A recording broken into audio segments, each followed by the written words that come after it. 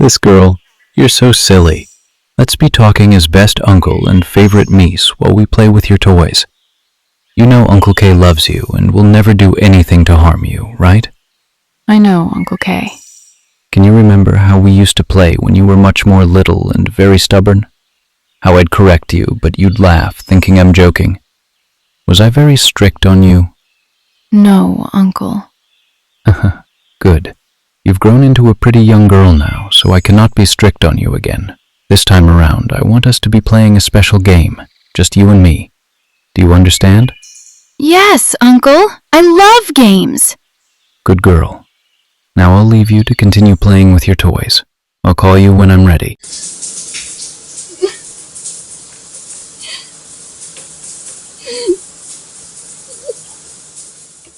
I'm so sorry, my baby.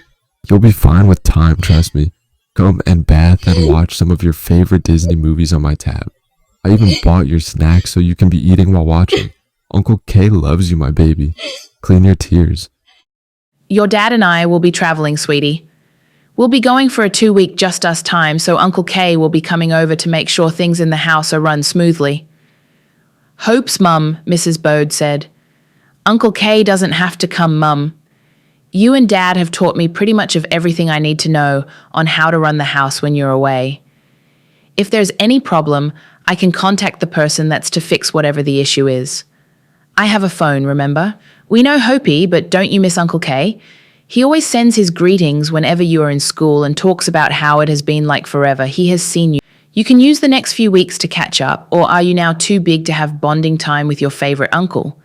In fact, he now finally has a lady in his life that he wants to marry. He seems serious about her, Mr. Bode, Hope's dad replied. Her mood changed. She didn't know what other reason to give to stop the coming of Uncle K, her mother's younger brother. Who cared about his marriage? Hope thought to herself as she went to her room.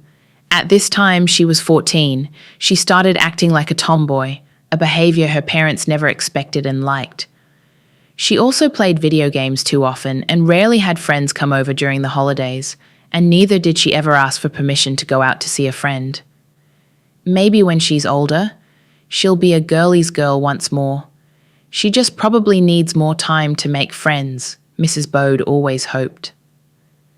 Questioning her change in behavior when her parents noticed, never yielded to solid answers, so to avoid pestering her, they took it as one of those things that could happen to teenagers. Hope fought silent battles no one in her household knew about. How was she going to tell her mom what her younger brother did to her as a child? Seeing how close her parents were to him disgusted her. He was her mom's closest sibling. Her parents were close to someone who ruined her. Who would believe if she talked about something that happened years back? She despised him. The thought of him repulsed her. She felt like screaming at her parents to stop him from coming, but something held her back. How could the man she trusted, her supposed best uncle, do the unimaginable to her? Hello, my family people. Hope's heart started racing. She was all over the place in her head. She didn't want to fake a smile. She heard laughter and greetings as her parents welcomed him. Sweetie, your fave uncle is here, Mrs. Bode called out to her. Silence. Hope ran to the bathroom pretending to take a bath. Her mum came in to check on her, but since she was bathing and they were in a hurry, she said her goodbye before leaving. Hope didn't leave her room. All she could think of was how she wanted to scream on top of her lungs with rage.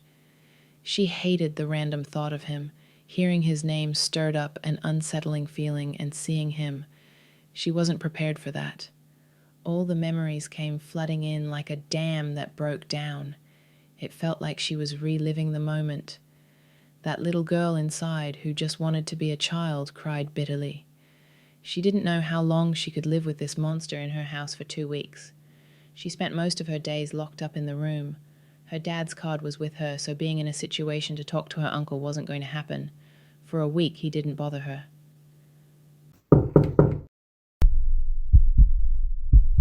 By this time of the night? No, it can't be what I'm thinking. Hey, Hopi, are you awake? Silence.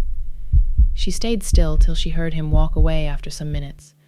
The days that felt like eternity were finally coming to an end. She couldn't wait to breathe again.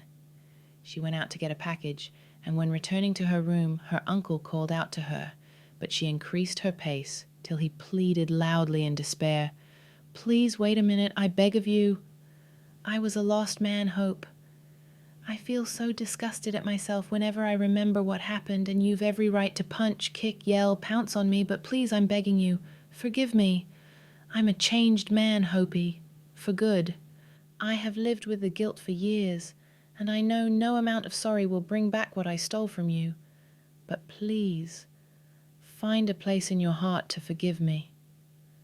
Hope broke down in tears but couldn't say a word till she stopped and firmly told him, "Never step a foot into this house. Look for any excuse to not be anywhere close to me. I will never forgive you, and if possible, leave tomorrow." He left the next day, and that was the last time she ever saw him. As the years passed, he gradually became distant, and when her parents were talking about it, she said it. She finally found the courage to talk about it with them. This broke her parents' hearts to pieces. All this while, they thought they tried in being in her life, but this shocking revelation showed them otherwise. Even though she was now an adult, they promised to do better because she will always be their little Hopi. They immediately found a therapist, and she started feeling better. "One day at a time, Hope. One day at a time," she'd remind herself. As for Uncle K, Mr. Bode tried to locate his family's whereabouts because he just wanted a word with him.